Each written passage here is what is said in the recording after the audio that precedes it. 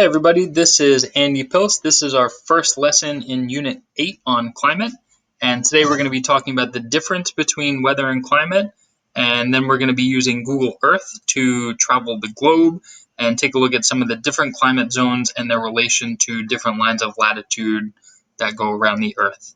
So first off, the difference between weather and climate. Weather is the temperature and precipitation or the atmospheric conditions of a place in a given time. So the weather is going to change from day to day based on the pressure and the uneven heating of the earth, just like we learned in last unit.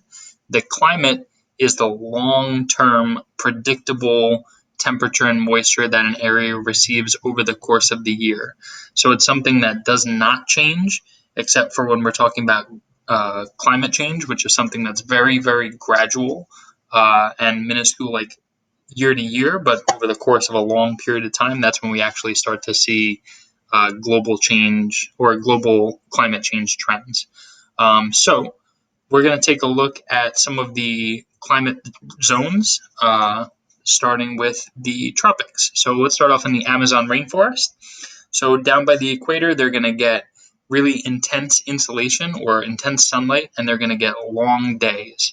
So as a result of that, all of the plants are going to be able to undergo a lot of photosynthesis.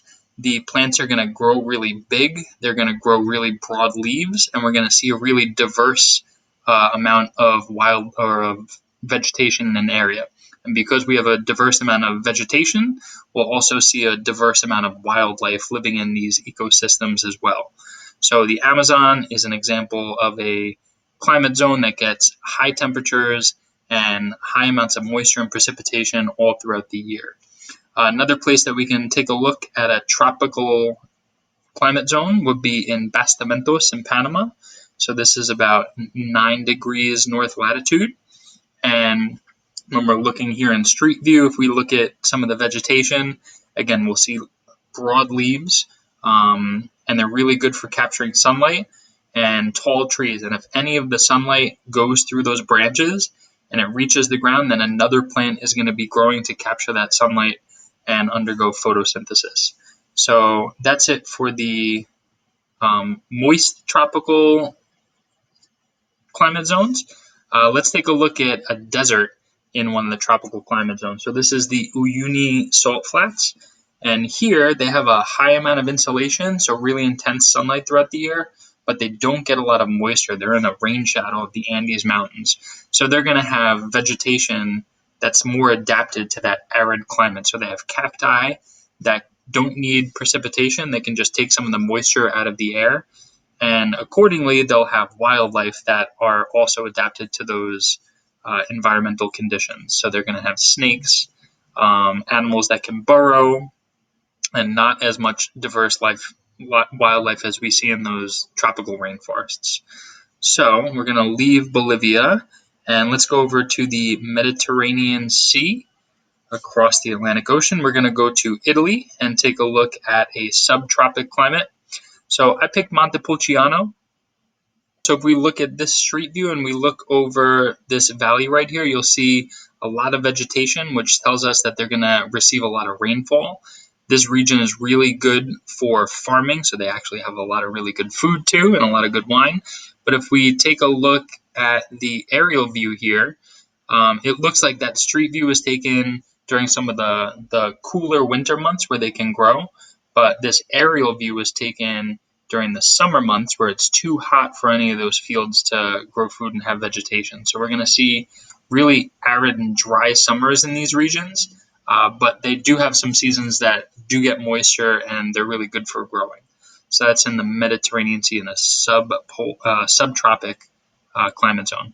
Next up, let's go to a temperate zone, which is what we have here in New York State. So we're going to go up to Mount Marcy, which is the highest point in New York State. And in temperate climate zones, we actually have seasons. So we have warm summers, but we also have cool winters. And because of that, we have vegetation that matches. So we will have some trees that have broad leaves, but we'll also have some of these conifers, which are trees that have needles, and they're built for winter. So unlike deciduous trees that have leaves and then they drop them to protect them from the cold in the wintertime, These needles are going to be evergreen. They're going to stay on all year because they're built to not lose their moisture and survive the cold weather. So that's here in New York, and I'm sure if we find a picture, we can find some of the cold winters that we get, as well as the warm summers and the lush vegetation that we have in these temperate climates. Let's go a little bit further north. So we're going to go to Alaska next. So here in New York, we're at about 44 degrees north latitude. Next, we're going to go to Denali, which is a park and a mountain in Alaska, just to give you an idea of where we're at. So let's take a look at what this subpolar climate would look like. So in a subpolar climate, we are not going to have that much vegetation because they don't receive too much precipitation, and their winters are going to get really harsh. So you'll see a lot of shrubs, some conifers, but not too much vegetation in the subpolar regions. Another one, I don't know how to pronounce this one. I'm not even going to try it. Sorry if I'm offending any Norwegians here. But here is a fjord. Here is a fjord in Norway. And again, this is a subpolar climate zone.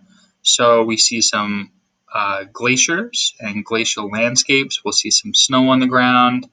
And we should see a little bit of vegetation. We'll see some we'll see some conifer trees and some animals that are adapted to biomes like that. And last but not least, let's move to the polar regions. So the South Pole has a little bit more of landmass there here in Antarctica. And being the space nerd that I am, here in the South Pole, we do have a telescope. I thought we had the street view for this.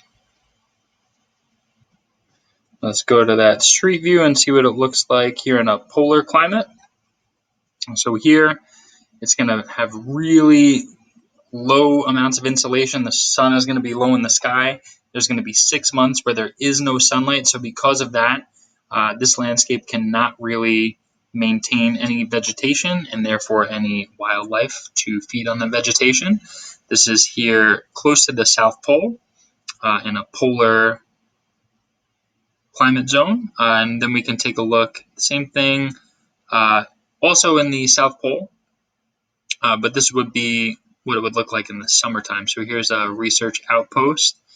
And again, the snow is a little bit melted from some of these surface areas, but again, if you look around, you don't see too much plant life just because they do have about 6 months of darkness and really, really cold temperatures that make it hard for that vegetation to survive.